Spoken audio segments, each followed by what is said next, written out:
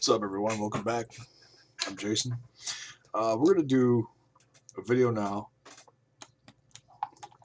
on the subject of the new WWE reality show, Total Divas.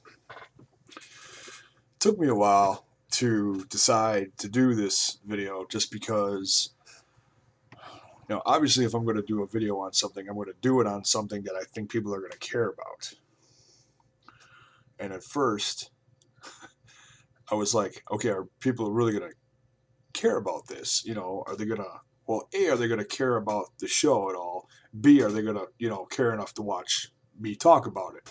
So I was like, all right, why not? I think the show itself has gotten a decent amount of reaction. I'm still laughing about this when I read it, the response from it. I don't remember the total views, as far as like viewers watching it, number of viewers watching it, but apparently it's more than TNA gets. No comment. Uh, yeah, a reality show doing better than TNA. I think that's downright hilarious. But back to topic. Yeah, Total Divas. I watched it Sunday night. I even watched the replay after Raw on Monday, and I like the show. I'll say it, right off the bat. I like the show. It's not often that we as WWE fans get to go behind the scenes and see what happens behind the cameras of a WWE event, especially something leading up to their biggest show of the year, WrestleMania. The start of the show starts out a week before, or the week leading up to WrestleMania of this year. And it introduces all the people, all the divas involved. You've got Nikki and Bella, the Bella twins. You got Natalya, and then Cameron and Naomi. Now it uses their real names in the show, and I can't remember all their real names, but I'm just going to use their WWE names. You'll know who they are. Cameron and Naomi, the Funkadactyls, and then the newbies, the new divas, Eva Marie and JoJo. And another big part of the show, obviously, is not just the behind the scenes of their relationships, the divas with each other. The divas obviously have relationships outside of work, their respective boyfriends or fiancés. And that is actually a big part of the show, of them dealing with life on the road and their relationships with their significant others. And that's something else that we don't hear about much, unless someone gets in a fight and ends up getting thrown in jail, like some retired divas that I won't mention that end up in jail all the time because of, their fights with their significant others. Sonny, excuse me. Oh, did I say that? So yeah, you got the Bella twins, and their significant others are the biggest stars of the WWE right now. Most fans know about these relationships. Nikki Bella is dating WWE champion John Cena. That's obviously the biggest relationship of the show, because of the star power behind it. The drama behind that relationship going into this series is John Cena just last year became divorced from his wife of, I'm trying to remember how many years they were married. I think about 10 years, maybe, not quite. I can't remember. But whatever it was, they were married, got divorced. And that actually made, big news last year. Um,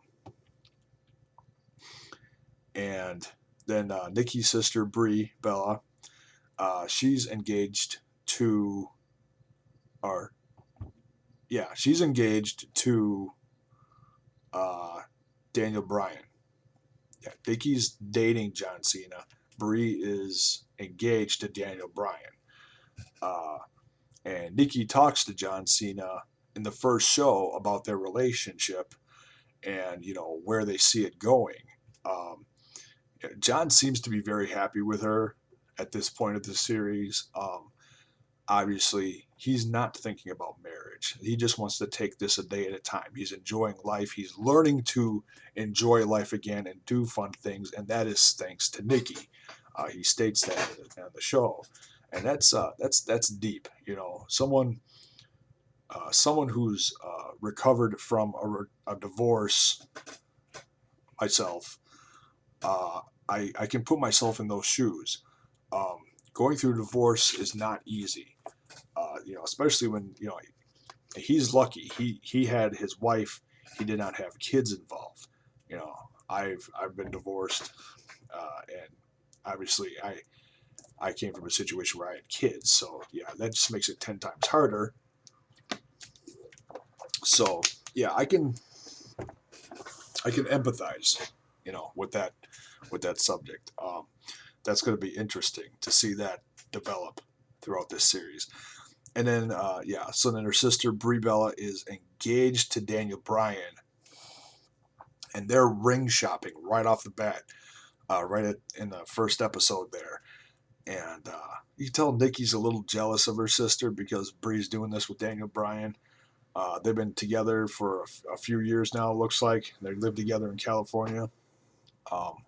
And that's funny right there. That is, because you look at John Cena, and then you look at Daniel Bryan, and you look at the Bella twins, and it's like you got John Cena, you got Daniel Bryan, and there's two polar opposites when you look at them.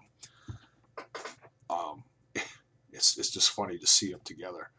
And then the next diva you're talking about Natalya. Now, it doesn't get into her relationship status right off the bat. It gets more into her training and getting ready for WrestleMania, and then being told that she's not going to be having a match at WrestleMania. And instead of not having a match at WrestleMania, that's hard enough to deal with. No, you're going to be babysitting some new girls that they're bringing in from developmental cap from LA, I think they said. It's Eva Marie and JoJo. So she has to babysit them during WrestleMania. She's not thrilled about that at all. But she's sucking it up and she's being a team player. And then we meet Eva Marie. And she right off the bat defies management. They tell her that they want her to go blonde. She actually looks like a Bella twin. And she's got dark hair and, the olive skin. She's Italian, I think. Or nonetheless, whatever she is, she's got the dark skin, dark hair. They want her to be blonde, and she just decides to go AWOL with the situation and go bright red as you could possibly think with her hair, and it's just shocking. And yeah, it's just wow. And luckily, management actually liked that idea of her doing that. That said, from now on, you need to listen to us because we know what we're talking about. And JoJo's just this little, ball of energy and bubbly and big smile. And it's going to be interesting to see where she goes in this series. And then last but not least, you got the Funkadactyls. You got Cameron and Naomi and their respective relationships. They're a tag team. Cameron is dating this guy, Vincent. Now, we don't know a lot about him yet, but he looks like a hothead because right off the bat, there was some situation with Brodus Clay leading up to WrestleMania where they were rehearsing what they were going to be doing, and apparently Brodus made Cameron cry, and she was crying backstage, and Vincent runs up to her, and he's like, "Oh, where is he? I'm going to kick his ass." and everyone had to calm him down, and it was it was comical because this guy's all tough, yeah, yeah, you're so tough, and watch Brodus Clay sit on you, and you wouldn't be able to breathe anymore. Now that'd be funny.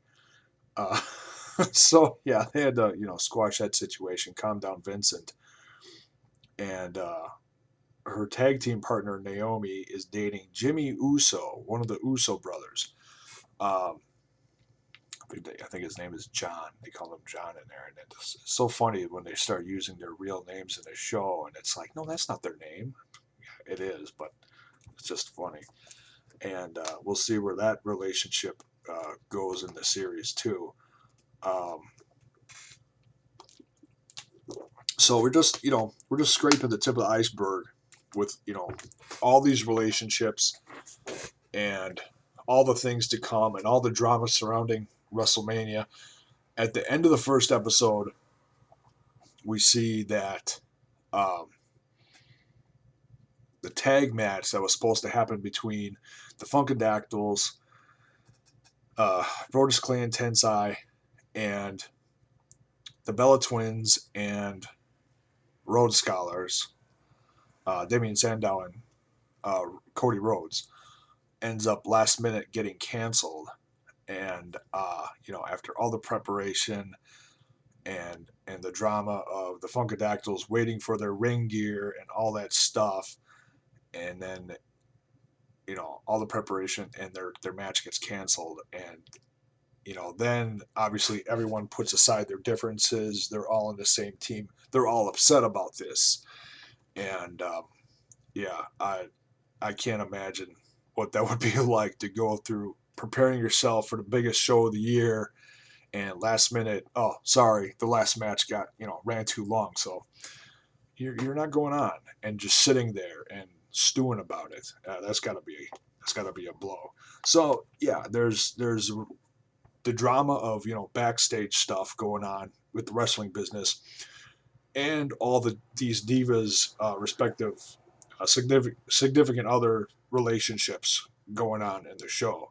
So everything intertwined, it looks like it's going to create a lot of a lot of subject matter for the series. I'm sold on it. And like I said, it's not many times that we as fans get to go behind the scenes and look at the lives of these people and see how it unfolds on TV. Um, is most of this genuine stuff? Yeah, I think a portion of it is. Is some of it scripted? I'm sure we're going to find out in the long run that some of it is scripted for TV. All reality TV is at one point or another. They're going to create situations to get viewers.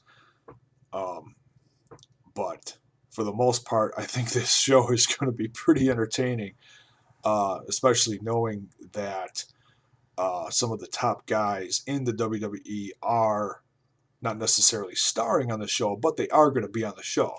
You got John Cena and Daniel Bryan, and now they're meeting up in a few weeks at SummerSlam. And I think knowing that is also going to bring in more viewers. Definitely. So that's my thoughts on it. I'm sold on this. I'm going to watch the rest of it. I don't know if I'm going to do reviews on every single episode, but that's my thoughts on the initial series, its start, and who's in it and who's doing what, who's all involved. I like it. I'm going to watch it, and yeah, I recommend it. If it is about the divas, but it's not all about the divas. It's relationships. It's real life. And if you love wrestling, I think you're honestly going to like this show. So yeah, go check it out. The channel E network. Sunday nights is when it airs, and I don't know if they're going to air it every Monday after Raw, but they did this past episode.